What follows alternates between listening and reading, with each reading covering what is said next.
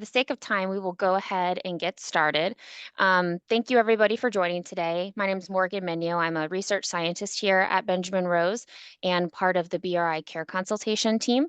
Again, thank you for joining BRI Care Consultations Learning Collaborative, which today is going to be focusing on strengthening dementia care navigation through collaborative partnerships. And as you probably already saw, we'll be recording today's discussion, and so that'll be available to those who have registered.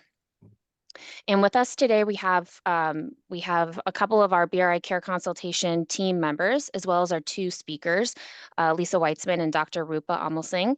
And Lisa and Dr. Rupa are going to discuss in this first half of the meeting today, discuss their collaborative partnership.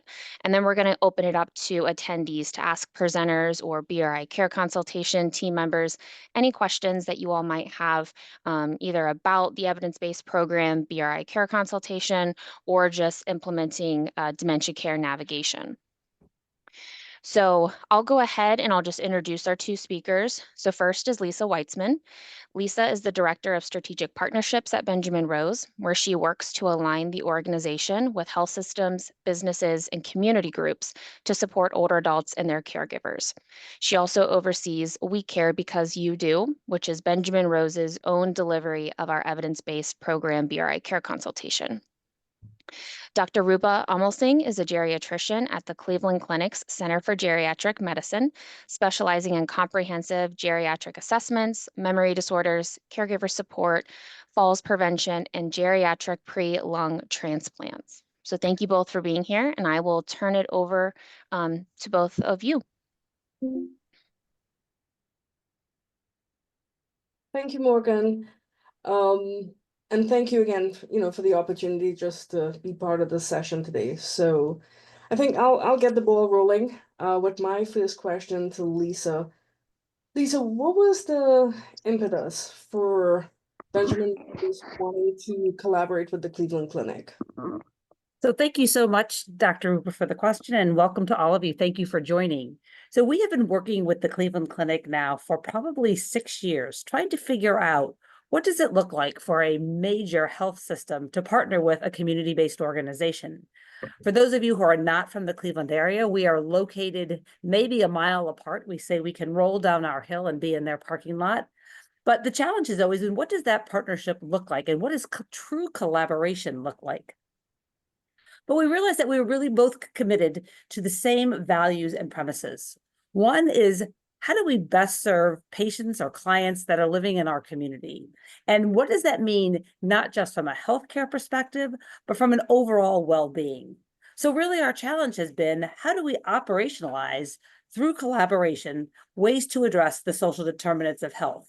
Whether that's improving access to healthcare, creating sustainable support systems in the community, but what does that look like? And what would it look like to be able to talk seamlessly back and forth with each other so that we can best support our, as I say, our patients and our clients?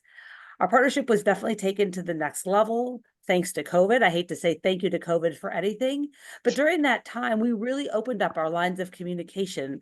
The Cleveland Clinic became a go-to for all of our clients at Benjamin Rose, regardless of whether or not they were even Cleveland Clinic patients, where they were called by a physician within 24 hours for any concern that they may have, COVID related or not. And that really, I think, cemented our relationship and our ability to move forward together. So then building on that, though, Dr. Rupa, why do you think the clinic cares about, and why is it a focus for healthcare systems to focus on family and friend caregivers within the context of a geriatric practice? So I think, two keywords there, in terms of caregivers and geriatrics. So within the Center for Geriatric Medicine, naturally we're seeing the patients. And I would say majority of our consults are dementia care, right, related. So often with an older patient, you're going to have an older caregiver accompanying that patient, right? And, my mantra is caregivers often become the patient themselves at some point, at least the majority of time. So, whether it's a spouse of a patient with dementia, a sibling, or even a child, because we do have patients in our 100s. So the children are older as well. You know, arming the caregiver with adequate and ample support, right? Eventually, or indirectly, the patient themselves are going to benefit because you're arming them with services at home, which Benjamin Rose has been able to help us with, whether it's home health aides, whether it's, advising them about caregiver support groups so that they're educated on how to manage behaviors with a disease process as dementia. But all in all, you're arming the caregiver with support that eventually benefits both the caregiver and the patient, and by extension, helps to decrease hospitalizations, right? Decrease comorbidities of both the patient and the caregivers, right? Because, dealing with patients with dementia, it's always a struggle to get them out to appointments. And in geriatrics, our goal is to have our patients age at home as long as possible, right? And so we try to provide services in home, whether it's ancillary therapy or community resources that are being placed in home, meal delivery services, providing transportation, but again, with a goal of how do we decrease that comorbid risk and diseases, right? Hospitalizations, and increasing that support for the caregiver at home. I would say that's probably the key thing we're looking at from our end, Lisa. Thank you. So kind of going back to you, Lisa, how do you think this partnership has helped to reduce barriers to healthcare access, especially with underserved populations? Yep. So I think we can look at that question in two ways. The first is the value of having our staff embedded on your site. So we are grateful and honored to be in the Center for Geriatric Medicine twice a week now with one of our team members providing care alongside your physicians. And I think that visible partnership is really helpful for patients. And that visible partnership also does another really big thing for us, and that is that it is a visible transfer of trust. So when patients come and see their physician whom they trust, and they're connected to a community-based resource that they have no face to put on, that's just a name and a phone number, they immediately say, can I really trust this number, even though my doctor gave it to me? But having that very visible transfer of trust where the physician or somebody on your staff takes the patient and introduces them to our team, and we begin from there, is an enormous boost in terms of our ability to engage patients going forward. I think the other advantage of having somebody on site is the ability to connect with people when they're feeling most vulnerable. Maybe their loved one who they've brought in has just received a new diagnosis. Maybe they've just learned that there's been a real change in status. And they are so vulnerable and so overwhelmed in that moment. And so to have a somebody there to greet them, to understand what they may be experiencing, and to help them process that and then help them take steps to address that, I think is enormous in terms of addressing barriers to access of all different types of services. I think the other advantage of our partnership when we think about the greater question of barriers to access to care in general is that working together, we can focus not just on disease management, but we can also focus on preventative care. How do we work together to reinforce healthier lifestyle choices, to support people when we're asking them to make behavior changes, to help them address issues related to chronic disease management? Our programs and services in the community, helping them to connect to the resources, paired with your medical expertise, really helps to reinforce that same message that aging well, longevity, healthy living is about what happens in the doctor's office and what happens in the community. And our joint presence, I think, really reinforces that. So one more question for you, Dr. Rupa. We talk about all the good things that have come out of this partnership, and there are certainly more and more every day. But what are some of the challenges that you as a healthcare system have faced in terms of partnering with a community-based organization like ours? So I would say the biggest challenge is when we're dealing with an enterprise with 83,000 employees, right? Anytime there's a question of collaborating with outside of the enterprise, the number one challenge is going to be the legal department, right? So, and that can take and I've personally walked this walk. It was a couple months to, as the case with Benjamin Rose, it's taken a couple of years, right? So I would say, that's probably the most difficult challenge for us in terms of wanting to collaborate with outside partners. Once we've gotten past the legal department, certainly whatever collaborative, efforts we have or program we're starting, we want to get information out there to the public, which then brings marketing into the picture, right? Whether it's flyers, brochures, hey, we have this collaborative effort going on. That's the number 2 challenge, getting the blessings and approval from marketing. Because anything that has our logo on it requires 10 different lines of approval when it comes to marketing. So second step, that is a little bit, challenging. Once you've gotten past those 2 major roadblocks, then it kind of boils down to actually within the collaborative program efforts itself. Benjamin Rose doesn't have access to our electronic medical record system. So certainly, your caseworkers don't have that full clinical story unless we, you know, individually will discuss it with the caseworker, which fortunately now with Chantil on site, I always say it's revolutionary to our office since this has happened, because in real time, I can give her a brief clinical summary in person, catch the patient as they're exiting, with, with the fact that she doesn't have access to the same electronic medical record. However, we do get updates from Benjamin Rose via emails, which has been very, very helpful because it gives us what the status is. Often we'll place a referral for meals or caregiver resources, and we have no idea.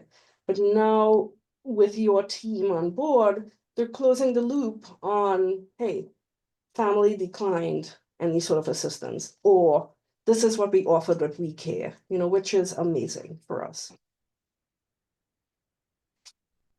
Thank you. And Morgan, I think it's now time to pass it back to you. Yeah, thank you both for kind of starting the conversation today and setting the stage, giving some insight on not only your collaboration, but kind of those parts that you have found successful within your partnership and your area of expertise. I want to open it up to any of the attendees to either you can unmute yourself and ask a question, or you could put a question into the chat. It could be to either Lisa or Dr. Rupa, or it could be anyone. We have, like I said, we have multiple people here on our BRI Care Consultation team that can help answer additional questions about the program itself. Kind of any and all questions are welcome. Hopefully we can have a little bit of a group discussion. And while we maybe wait for a brave soul to ask a question, I have a follow-up that it kind of goes off what you just ended talking about, Dr. Rupa, and that, there are some barriers related to the sharing of information, which with Benjamin Rose not having access to the clinic's electronic medical records, but that you find other ways to communicate with one another. So I can maybe start with Lisa, but either one of you could answer, what do you feel like are some of those keys to your effective communication? Yep. So following up on what Dr. Rupa said, certainly the ability to email back and forth, to be ensuring that we're relaying to our clinic physicians and referring partners in real time what's happening. We did receive your referral. This is the status of that referral. This is how many people have come in this month. This is what the status is of those people. Really being able to talk back and forth with each other to ensure that we're closing the loop. Certainly having somebody on staff is another great communication tool because we're there talking with them in the moment. And then also being able to attend their Friday morning meetings, being able to be a part of that and starting to feel like we're a part of their team as opposed to just somebody who is an outside vendor bringing in supportive services. So I think all of that really has helped improve our communication over time. And I would agree. I mean, you said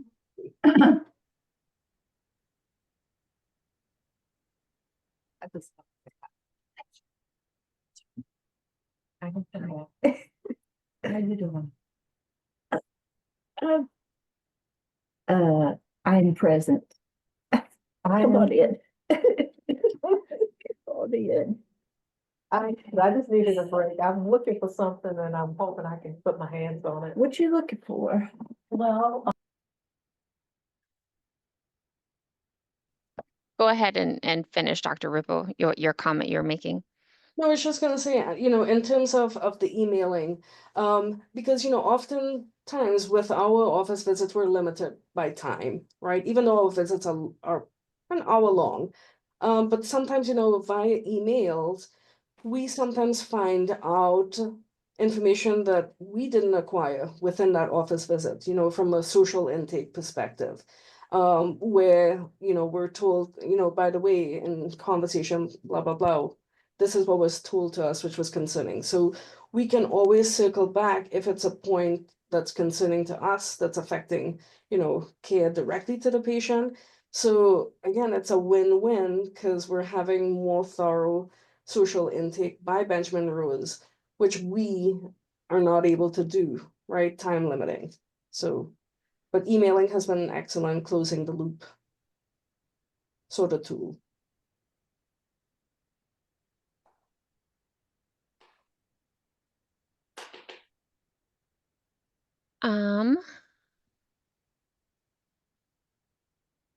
So there's no questions in the chat right now. Is anybody, before I ask another question, because I could always ask Lisa and Dr. Rupa questions, is anybody here that attending today have any questions for our presenters or for our BRI care consultation team members maybe about the program?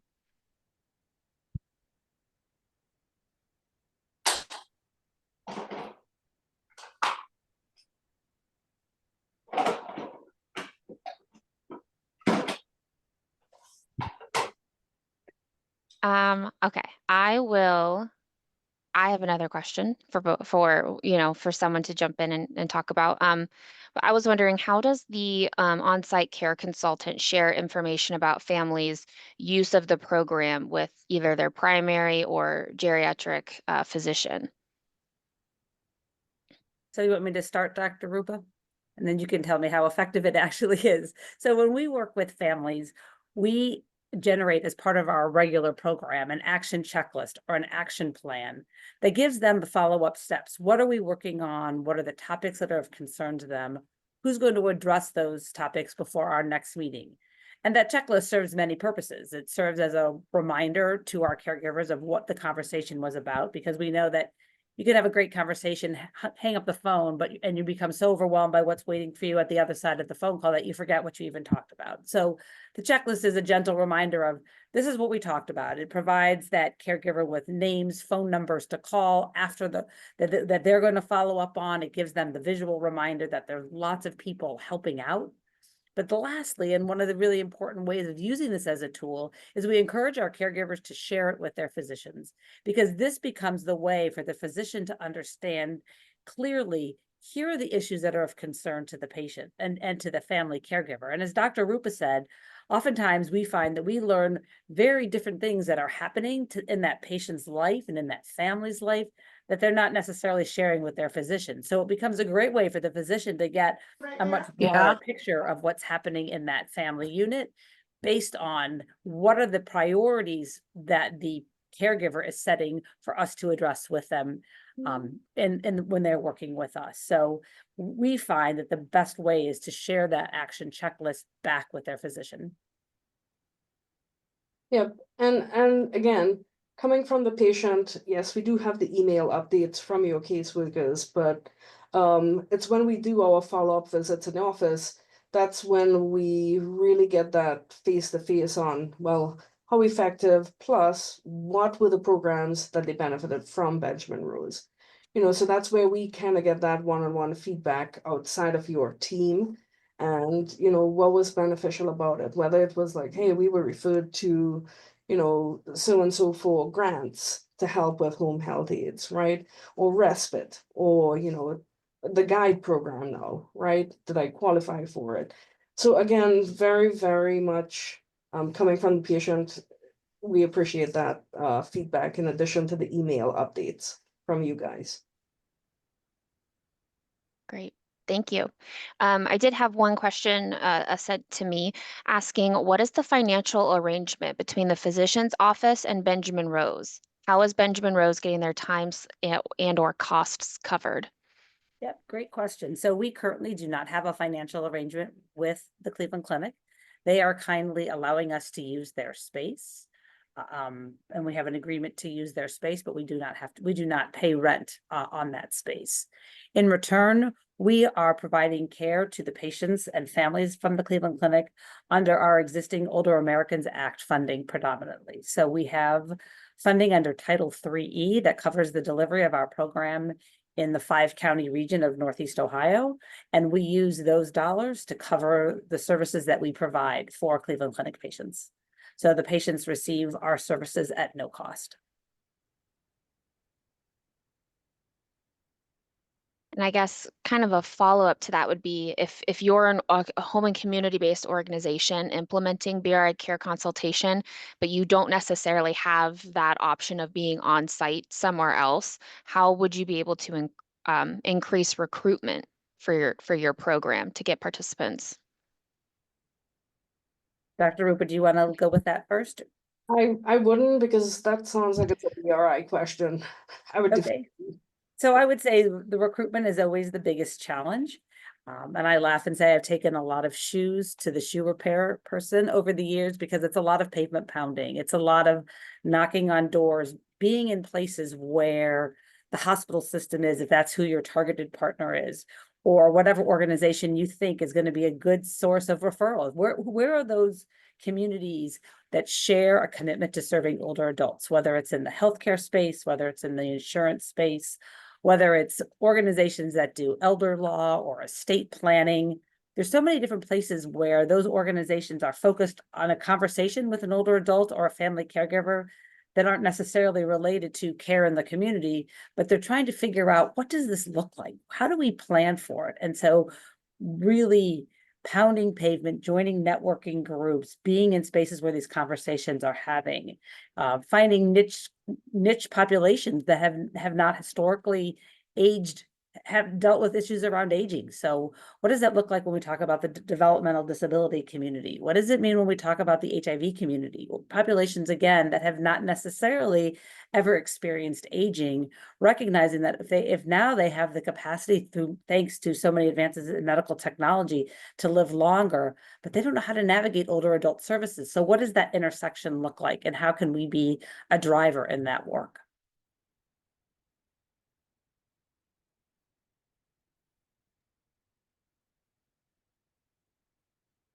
So I was wondering if the two of you could talk about, share a little bit about a particular success story that you may have experienced in working together.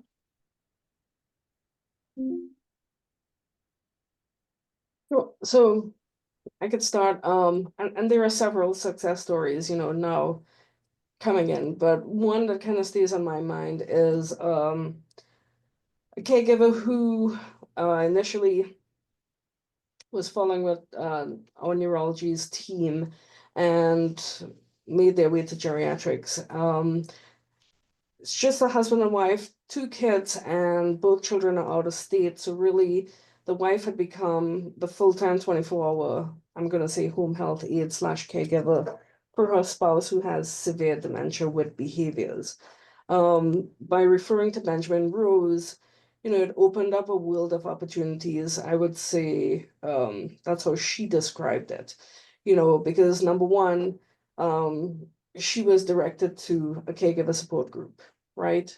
Number two, she was advised on who she could apply to for grants for respite, because she needed to get surgery done herself and had no idea how, the patient would have been cared for, as her children, they had financial commitments and couldn't take time off. She was able to focus on her health for that 1 week, and just kind of, put herself first in terms of addressing her health issues.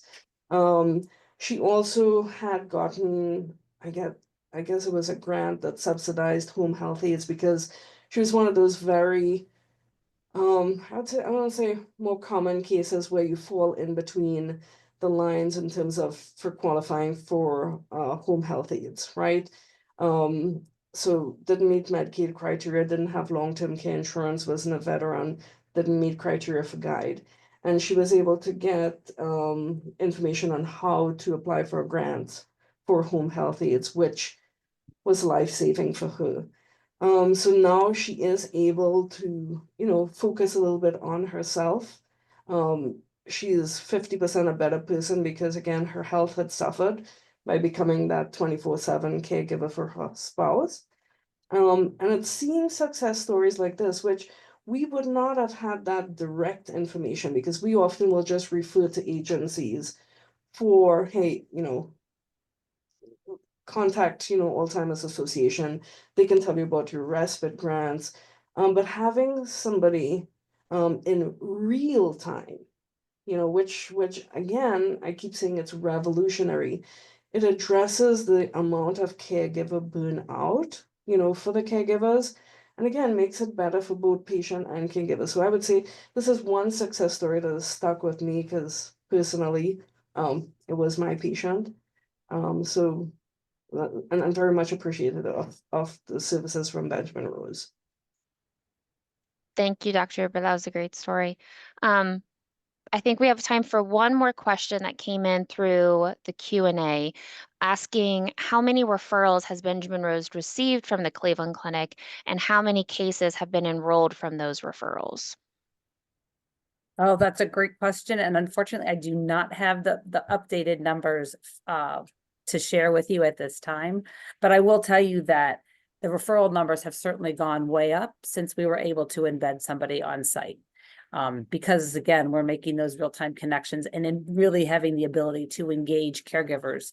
That's much more challenging when you're trying to track them down on a phone number and they don't recognize the phone number and they're not answering the phone number and all the challenges we know about connecting with people in a world where we've told them not to answer calls from numbers they don't recognize. So definitely the ability to be on site has drastically improved our numbers in terms of referral and engagement of people into the program. Thank you. Well, looks like we're pretty close to time here. So I'll close us out with just some final information. I want to thank you all for joining today's discussion, and a special thank you, obviously, to Lisa and Dr. Rupa for joining us today and answering our questions. And if you would like to follow up with Lisa and Dr. Rupa, we did put Lisa's email in the chat in which you can follow up with her. And I'm also including Michelle Palmer's email in the chat as well. If you have any follow-up questions regarding BRI care consultation or would like to schedule a one-on-one conversation about how BRI care consultation might be a good fit for your organization, just reach out to Michelle. And then lastly, a reminder of our upcoming learning collaboratives. So moving forward, they will be held on a regular schedule. And so they will be the second Wednesday of every month from 3:30 to 4:30. And Molly is posting in the chat links to register for our February and March learning collaborative topics. So that next one in February will be on February 12th. And Lisa will be joining us again with another one of her colleagues, Franklin Sheen, from Tembo Health, to discuss about how they collaborate as a virtual health system and a community-based organization to deliver CMS guide model as an established program track. And then on March 12th, we will be providing a demo and discussion of best programs for caregiving, which is a free online database of evidence-based caregiver support programs that are currently available for health systems and community-based organizations to adopt or to use as a resource to refer the caregivers and families that you're supporting. And then as with today's session, we'll have plenty of time for questions and answers and discussions. So thank you all again for joining and hope to see you all in February. Bye. Bye. Thank you.